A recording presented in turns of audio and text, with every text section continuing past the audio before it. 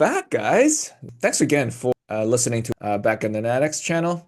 Today, our third episode, yeah, on our new season.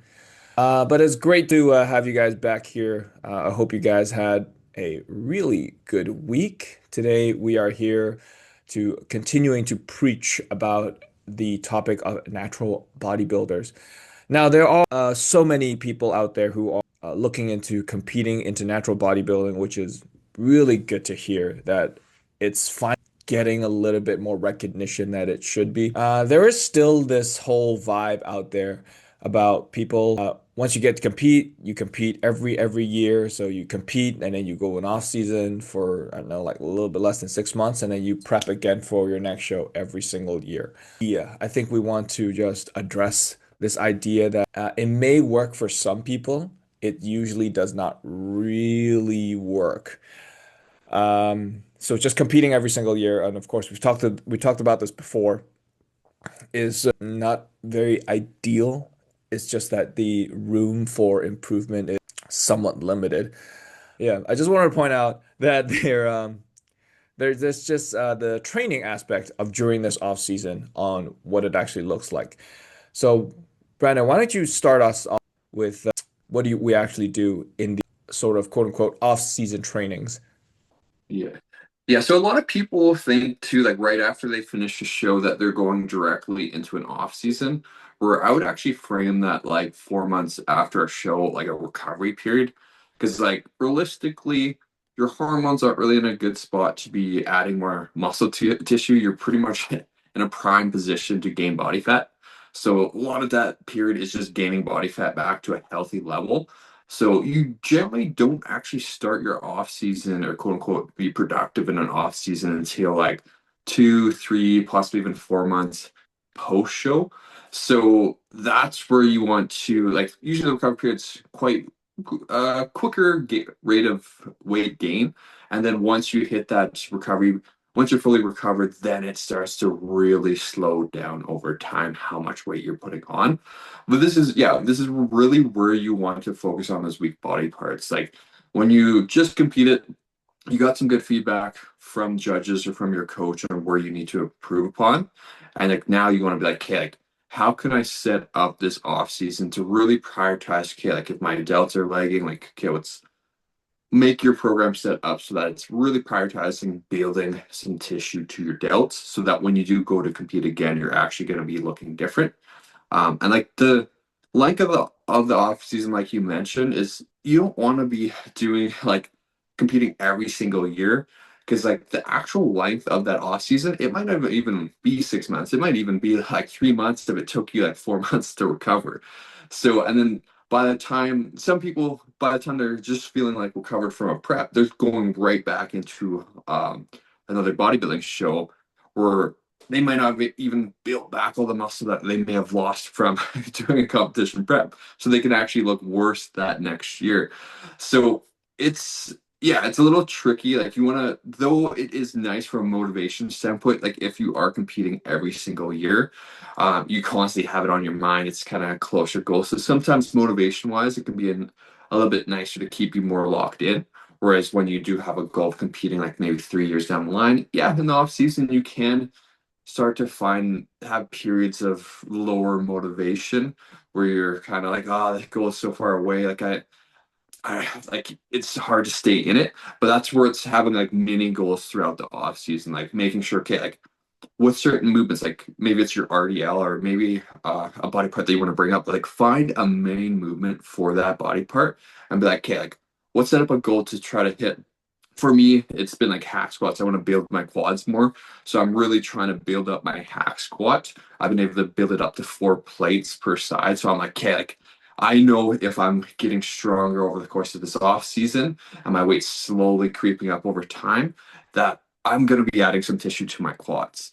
So things like that can be very useful. And then from a nutrition front, this is where a lot of people tend to fall off as well, is like they start steering away from tracking, which it's okay to steer away from tracking if you have good structure with your meals, if you're getting in protein with all of your meals and your calories aren't getting so blown that you're gaining too quickly, which is what often happens with most people. So having some level of structure around your nutrition to ensure you're feeding yourself properly, you're getting the adequate amount of protein and calories to ensure that you can build muscle over time. Those I would say are like the main things, just to have your nutrition in check, have your training. Another thing with training is some people tend to actually train a little bit less during their off season, where it's like this is where you're getting the most fuel coming in. So you can actually prioritize pushing a little bit harder with your training, maybe even adding a little bit more training volume during this time, and play around and experiment. I find with off seasons, you don't want to program hopping all the time, but if you do have like a certain structure where you're like, okay, I'm gonna lock in with this technique or whatever for 3 to 4 months, see how my body responds. Okay, it responded really well. Let's run this again. Oh, it didn't respond quite as well. Let's make some small adjustments to it. But making sure that you're doing it for a long period of time, and it's not like every 2 weeks you're like, okay, I did this. I don't see big changes. Like in the off season, you're not going to see a substantial change within a short time frame. Like it can actually be even quite challenging because you have more body fat kind of covering your muscles. So it's sometimes even hard to see like, oh, have I actually made progress? And sometimes you don't even recognize it until you actually drop back down next time you compete or after doing a mini cut. But yeah, man, what are some of your thoughts on that? No, I think you've ticked off a lot of the boxes that I do believe I trust as well. But just hopping back onto some of things that you've pointed out, you did mention on nutrition wise, if you have a good structure with your protein intake and your daily calorie intake. However, you did say that we're going to, if we steer away from track, and do you have any like good pointers for listeners on what do you mean by good structure versus without tracking? Maybe, yeah, that would be a good Yeah. question. So like for me, like right now, like the past couple weeks, I actually haven't been tracking my macros. I've literally been like, okay, every meal I want to meet the threshold of having at least 40 grams of protein in it. Most of the time it's actually like 50 to 60 grams, but at least a minimum of like 40 grams of protein. So I generally have 4 to 5 meals a day. So it kind of helps me hit that protein target. And then for my portion sizes, I pretty much like when I was tracking in the off season, I'm like, oh, I have a good idea. So I'm usually having like 4 pieces of toast for like breakfast. So I'm just gonna keep rinsing and repeating that. And I have a lot of the same meals each and every day. So it's not like there's a lot getting changed. So I can already be like, okay, like this meal, I know if I track it, it's gonna be roughly around this amount of calories. And since I've been tracking, I've had the experience of tracking for the past like 14 years. Well, not 14 years, 10 years. I have a good understanding of where things should fall. If you are somebody that is just getting into tracking or have only been tracking for like maybe a month and then trying to go into more of this kind of intuitive style eating, it's probably not going to go well. Especially if you haven't tracked long enough to actually see results, like usually it doesn't work too well. But yeah, if you're somebody that has been more experienced, that have been tracking for a long period of time, and have really good habits with your nutrition in terms of what you're putting in your body, usually it can work quite well. Another key factor is tracking my body weight. Like over time, like if my body weight is slowly going up over time, I know, okay, I know I'm in a calorie surplus. If my weight is starting to drop over time, it's like, okay, I know I'm losing weight. I need to consume more. So maybe if it's like I was having 3 pieces of toast, oh, I'm having an extra piece of toast. If I was having like um, 300 grams of rice. Oh, maybe it's adding 350 grams of rice to that meal. So it's just making small incremental increases will help put me back into a surplus. That's kind of how I go about it. Yeah. Okay, yeah, I think that's some pretty good tips for the nutrition and on how you may be able to just keep on track without tracking. That makes sense. Also, just going back to some of the training progress. Now, when you first mentioned post-show, there's about 3 to 4 months during your recovery phase. Now, we do on good amount of recovery phase just to get your hormones back to level. And the foods that you'll be eating is more or less going to be the same on what your prep foods were, and then slowly introducing new foods as just for, so your body. recover back to normal, quote unquote. Now, the question was during this 3 to 4 month phase, we still want to go back and train and work on those lagging body parts. Now, when you mentioned that we can start experimenting with more volume because we're starting to eat more, how long would this process be before you're able to handle what an optimal off-season volume would be? I don't know if that makes sense.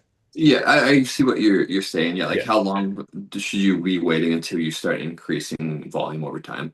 Yeah, Um, that's a better way to word it. Yeah. yeah. Yeah, so it's gonna be based on how you're feeling. So with your training sessions, if you're noticing like you're finishing your training sessions, you're like, oh man, like I feel like I got more in me. Like you almost know when it's like that, or say you're doing like 2 sets of something, you're like, oh man, like I feel like that second set felt really good. Like I'm pretty sure I have another set in me to.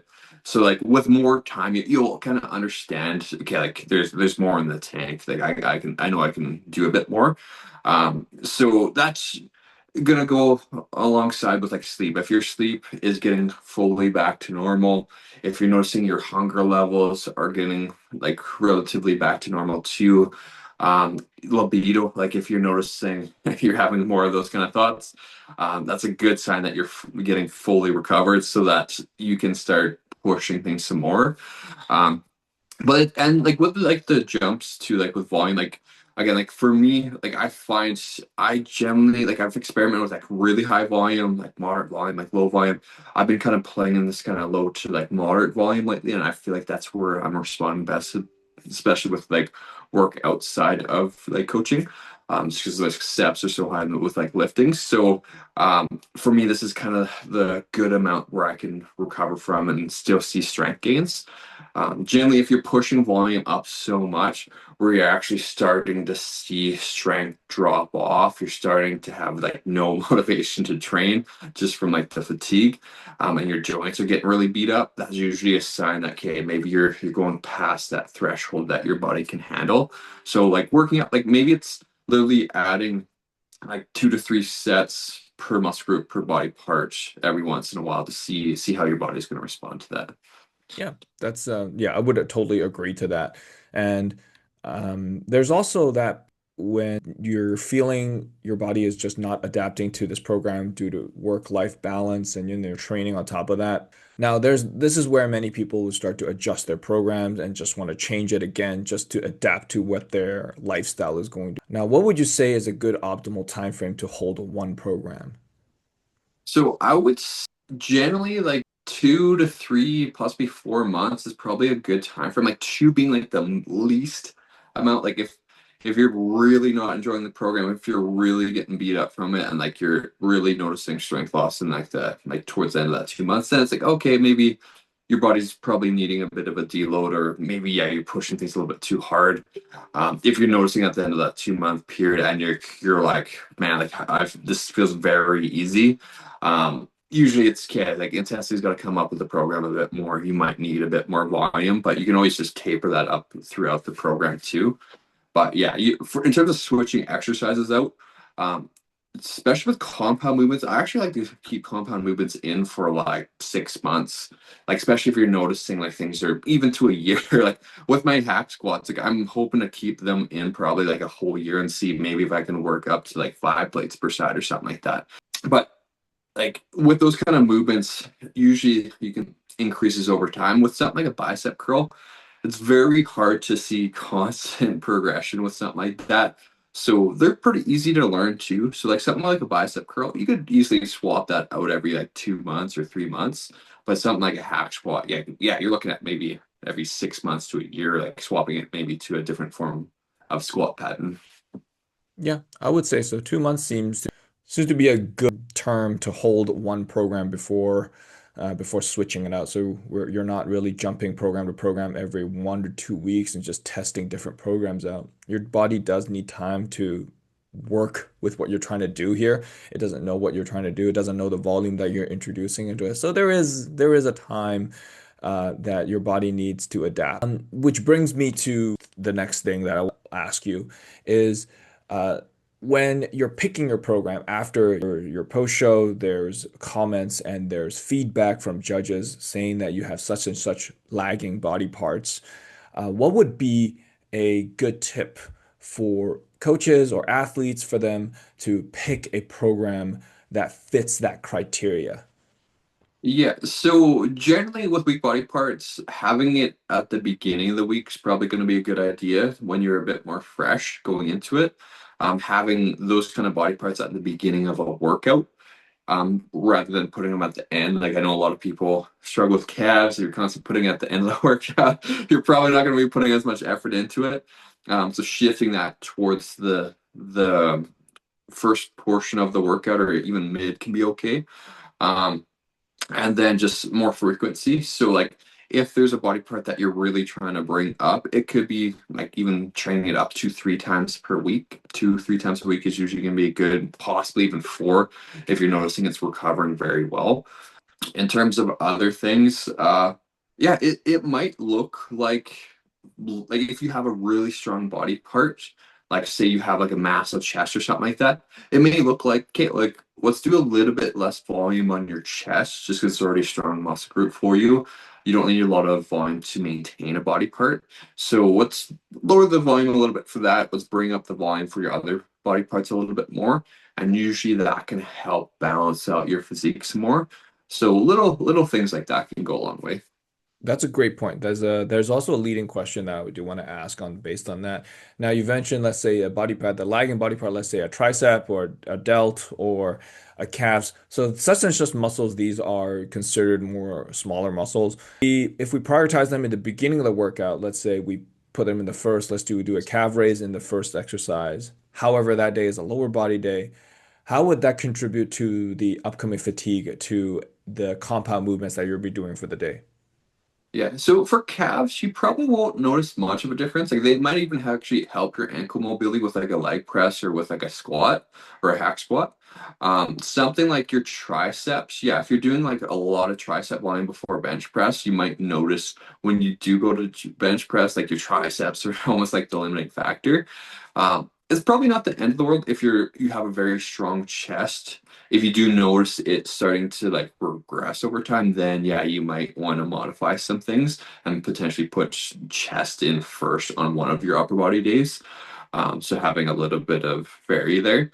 But yeah, it's gonna depend. And like if you are somebody that is relatively balanced, then generally doing those bigger movements first, I would probably recommend. Yeah. So the point being here is you see how programming is such an important part of what a coach's job, and our our communication is also a big key. That's why communication and just getting that biofeedback is so important to having that relationship.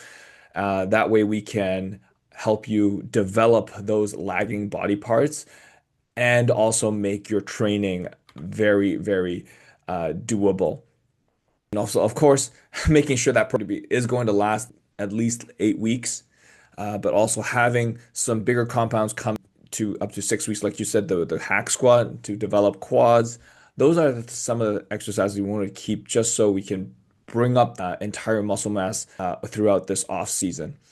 Now, these are some of the things that I wanted to point out that we wanted to point out for so some why bodybuilders can't look different every time they step on stage and getting their full potential out. So it kind of sucks just because natural bodybuilding just takes time. That's competing every year is not optimal in that point. Now, we're not asking you to like stay off season for like 10 years before you compete. But what would you say is a good threshold to be in an off season before considering stepping on stage again? So I would say a bare minimum 2 years is generally a good rule of thumb. If you are looking at your physique and you're like, okay, I need a real significant improvement, then yeah, you're probably looking 3. I know some guys that will even push to 5 years, but I do find with 5 years, like that's a long time to be in your off season, and that's a long time to be like working towards something. Like sometimes that's where though they'll be in off season for 5 years, there might be like 3 or 4 months of the year where they're not really in it or they're not really training hard or nutrition's not really in check. So you kind of have to be real with yourself and be like, hey, like what's a realistic timeline where I know I can stay locked in with this and stay motivated. Physique Focus Fit, premium feel, Canadian built sportswear for serious training. True North Sportswear, use code NADX for 15% off. And sometimes, yeah, if you're programming for okay, like 5 years, I'm gonna do it in 5 years, you might reach that like 2.5 or 3 year mark. You're like, man, like I need to compete now. And, like so, like yeah, it's just being real with yourself in that sense. But like, yeah, definitely give yourself at least 2 years. And if you're doing like just a 2 year off season, make sure it's productive. I've seen a lot of guys where like they're so locked in during prep, but when you look at their off season, there's times where they're training once a week or once a month for a couple months, and then they're kind of going back in, and then they're out, and they're back in, and then it's just they're not going to be making that much improvement if you in a 2 year off season if you're kind of off and on. Yeah, there's more time to be a bit more flexible if you are skipping a couple more days than maybe you did in like your prep. Like that's not the end of the world. But if you are somebody that is like like almost a complete change in your habits in the off season, it's probably not going to be a good thing, and you're probably not going to be looking much different. So just trying to pull those key habits from your prep and hold on to them throughout your off season is going to be so crucial for making some good progress. That's a really good point. Now, dialing back with working with coaching, there's just this thing right now where I see there's so much resources online, including ours. What would you say the two difference between working with somebody as a coach to prep your first show or your second show versus doing a self-coaching? Now, why I ask this question is I'm finding many individuals who have worked with a coach before, they probably their first show, and then they'll go ahead and try a second show, maybe a year or two later, but they'll prep themselves. Now, what are some of the advantages and disadvantages of those? Yeah. So obviously, like prepping yourself, you're going to have a financial benefit because you're not going to have to be forking out as much money throughout that process, which could potentially help with stress around money when it comes to competing, as it can be an expensive sport. In terms of prepping yourself, especially towards the last 2 months, I see it all the time with guys where they'll be like, "Oh, I'm just trying to prep myself," and like the last month comes around, like, "No, I need to get somebody to help," because they're kind of losing it a little mentally.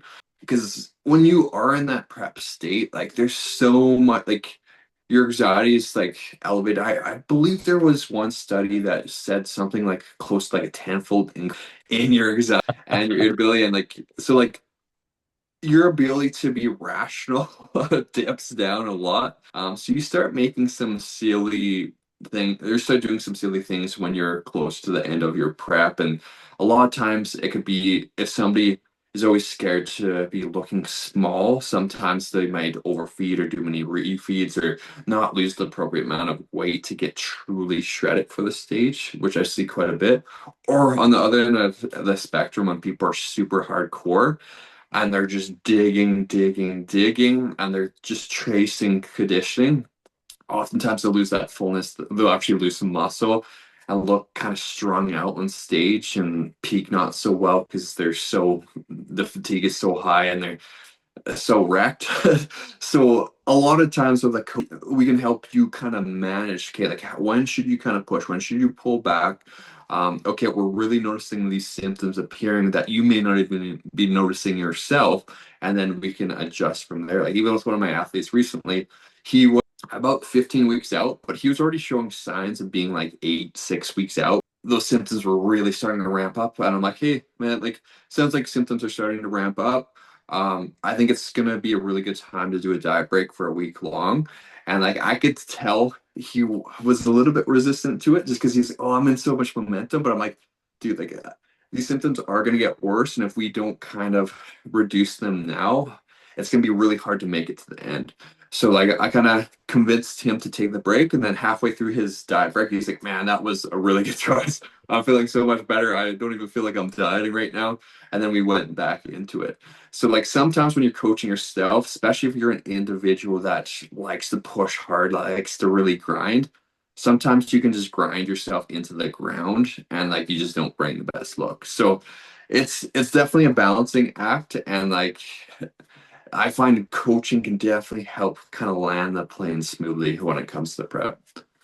Yeah, I would agree. Even a very experienced athlete, in especially in bodybuilding, it's also always good to have an extra eye, just to watch over your progress and just to watch over you. Because yeah, you can just tunnel vision yourself into just chasing that condition and then not noticing that, oh, you're actually getting flatter and flatter, and details are actually getting blurry and blurry. So it's always good to have somebody just look out for you. So we're just gonna say just having a coach is just so much better. I guess Yeah. that's our main point on having that. And that goes for experienced athletes or even amateur athletes, especially amateur athletes. If you haven't been really competing that long, self-coaching, yes, it's nice, because what we always hear is, "Oh, I know my body best." Yes and no. Yeah. Well, and that's the thing, like the whole reason why if you're gonna get a coach for a bodybuilding prep, you want to start as early as possible because so that you can actually build that relationship and the coach can actually understand how your body is functioning with higher carbs or how you're doing with refeeds, how you do when it comes to anxiety with food and all that kind of stuff. So when it does come to the peak week, we know how to make a peak week protocol that's going to work for you, that's going to help reduce the stress, that's going to actually have you peak well. Whereas, because I've had people come to me and like, hey man, can you help me with my peak week? And I'm like, and it's like 2 weeks before the show, and I'm like, man, like I don't know how your body responds to these carbs. I don't how I can't make a peak week that's going to be really good for you that I think is going to work really well if I don't understand how your body functions with the different carb loads. Like if you have before and after pictures of different carb levels, if I know a lot more about you, it just works a lot better. Whereas if I'm going into it, it's like, yeah, I can do like a basic peak week for you that I can give you like the best idea of what I think will work for you, but it's not going to work as well as somebody that I've been working with for like 6 months. So. I agree. I agree. So, yeah, I'm pretty sure that that's also kind of that sucks for a lot of coaches out there. An athlete just comes to you in 4 weeks before a show and just saying like, "Hey, man, can you like just help me with this last month? I'm struggling a little bit," and we know nothing about you. And if the peak works well, then great. But if the peak doesn't work well, and then you'll just start telling the world, "Oh, this coach sucks," because he doesn't know what he's doing. That's kind of a shitty thing that's kind of out there. But thank God for social media, and a lot of influencers such as ourselves out there are sharing this information, explaining to people like this takes more time. I would even say enhanced athletes have to go through the same thing. It's not a magical pill. Yes, it is a magical pill, but not really a magical pill for actually a good peak week. It still takes time. Even you're an enhanced athlete, there's even slightly less room for error. So even the time thing is definitely something that we really want to preach. Yeah. But this is all the stuff that really wanted to mention out there for amateur athletes or even experienced athletes on the reasons why you're not doing as well as you possibly can, maybe even just reaching your full max potential on stage. Now, if you're really trying to do well in a natural bodybuilding stage, let's say get your pro card at WNBF or OCB or whatever, then we really highly recommend that you not really follow those steps, but really look into those steps that we just talked about. The main thing, of course, get yourself a coach. Yeah. And Yeah. that coach would somebody who would look after you, like hopefully they'll do a good job in looking after you and really and give them the time to actually understand your body. Those are some of the last words I have for you guys. Is there anything that you wanted to add? No, I would say for like clients like that are working with a coach, make sure you're just transparent. Like the last thing you want is for you to be like slipping up or not doing exactly what your coach says, either just because you don't trust the process or that you maybe slipped up and you feel guilty and you don't want to tell them. Like if you aren't being transparent with them, it's not gonna work out well with the peak. It's not gonna work out well with the whole prep because for example, if somebody is like constantly slipping up on their diet, but they're staying there at this calorie intake and like they're not losing any weight, and then the coach is like, oh, like that's strange. Like I guess we got to push a bit more with the diet, and then the calories get so low, and you start hitting those, and then it's just not going to turn out well for your physique on stage. So transparency is going to be key. Everybody throughout prep, there's nobody that's going to be 100% perfect. So like a lot of times people put so much pressure on themselves with the competition prep that they feel like if they make one little mistake that they can't tell their coach because like they're gonna get in shit. And so like it's being open and transparent throughout the whole process. That's where I found I've been able to get people to the stage, even if they've had like slip ups or even if they've had a hard time through prep. It's just communication. Like we can work around things or come up with strategies that actually get them there, even though they're not 100% perfect with it. So like I've had people literally get pro cards not being 100% perfect with it, but we were able to maneuver their process to something that was more sustainable or something that was going to work better with them. So it's just, yeah, that's where the coaching and that relationship can really benefit you when it comes to competing. Awesome. Yeah. So that's where we'll wrap up this episode here. The next time we do meet, we have the WNBF Vancouver coming in on May 2nd. If you want us to meet us in person and say hi, we will be there. And hope you guys enjoyed the show, and we'll see you guys next time. Peace.